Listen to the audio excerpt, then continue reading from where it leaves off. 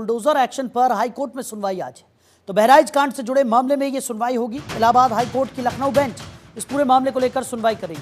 तो इलाहाबाद हाईकोर्ट ने कार्रवाई पर रोक लगा दी थी और हाईकोर्ट ने राज्य सरकार को निर्देश दिया था। इलाहाबाद हाईकोर्ट ने कार्रवाई पर रोक लगा दी थी। आपको बता दें कि इलाहाबाद हाईकोर्ट की लखनऊ बेंच इस पूरे मामले में सुनवाई करेगी। तो बुलडोजर एक्शन पर हाईकोर्ट में ये सुनवाई होगी। बहराइच कांड से जुड़े मामले में ये सुनवाई होनी है। खबर पर ज्यादा जानकारी के साथ हमारे सहयोगी अवनीश हमारे साथ जुड़ गए। अवनीश, क्या कुछ निकलकर सामने आ रहा है? बहराइच मामले से जुड़ी हुई ये बड़ी खबर, आज हाईकोर्ट में बुलडोजर एक्शन को लेकर सुनवाई होने वाली है।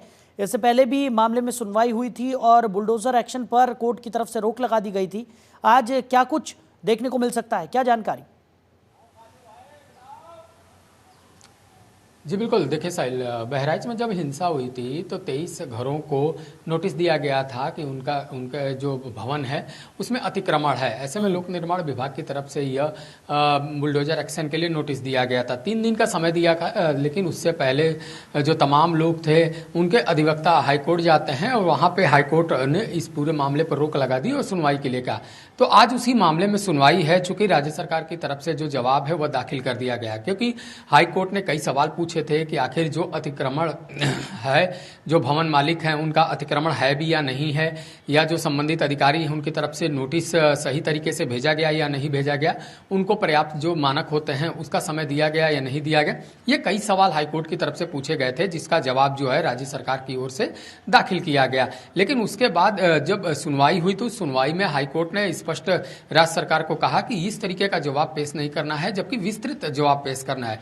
तो आज उस मामले में सुनवाई होगी और राज्य सरकार की ओर से जो पूरा विस्तृत ब्यौरा है वह दिया जाएगा और जो याची है, याची के तरफ से भी कई तथ्य रखे जाएंगे।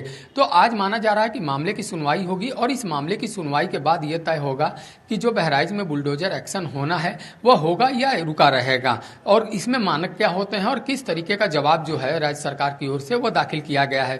तो आज इंतजार करना होगा सुनवाई का, जब इस पूरे मामले की परतें खुलेंगी और हाईकोर्ट की तरफ से क्या कुछ कहा जाता है, यह देखने वाली बात होगी। बिल्कुल अवनीश, लेकिन अगर इस पूरे मामले की बात करें तो एक्शन जो सरकार की तरफ से लिया जा रहा था, लगातार यही कहा जा रहा है कि जो अवैध निर्माण है, जो ऐसे निर्माण हैं जिनको पूरी तरह से अवैध करार दिया जा सकता है, उन्हीं निर्माणों पर ये बुलडोजर एक्शन सरकार की तरफ से किया जाता है, ऐसी दलील भी पेश की गई थी। और अभी माना कि हाईकोर्ट ने इस पूरे एक्शन पर रोक यहाँ पर लगा रखी है, लेकिन उसके बाद भी जिस तरीके की जो एक्शन यहाँ पर योगी सरकार की तरफ से पूरे उत्तर प्रदेश में लिया जा रहा था अवैध निर्माणों के खिलाफ, उसी का एक डर बना हुआ था कि काफ़ी सारी जो व्यवस्थाएं हैं वो यहाँ पर सुदृढ़ हुई हैं।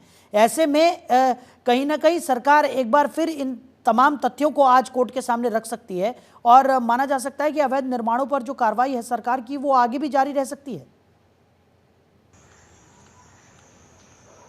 जी बिल्कुल, देखिए साहिल, साफ है कि जब हिंसा हुई थी, हिंसा के बाद ये था कि तमाम ऐसे अतिक्रमण हैं जिस पर सरकार जो है कार्रवाई करेगी, और उसी को लेकर 23 घरों को जो है नोटिस दिया गया था, उनके घर पे नोटिस चस्पा किए गए थे।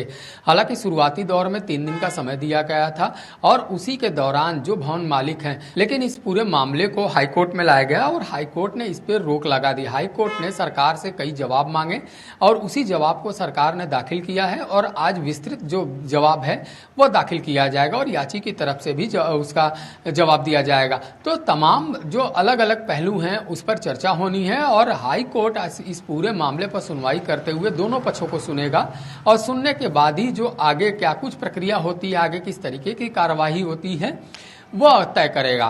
तो साफ है कि राज्य सरकार की ओर से विस्तृत ब्यौरा दे दिया गया है। अगर राज्य सरकार को अनुमति मिलती है तो बुलडोजर एक्शन देखने को मिलेगा। अगर राज्य सरकार को अनुमति नहीं मिलती है या कुछ और जवाब दाखिल करने को हाईकोर्ट कहता है तो फिलहाल उस पूरे मामले पर रोक लगी रहेगी।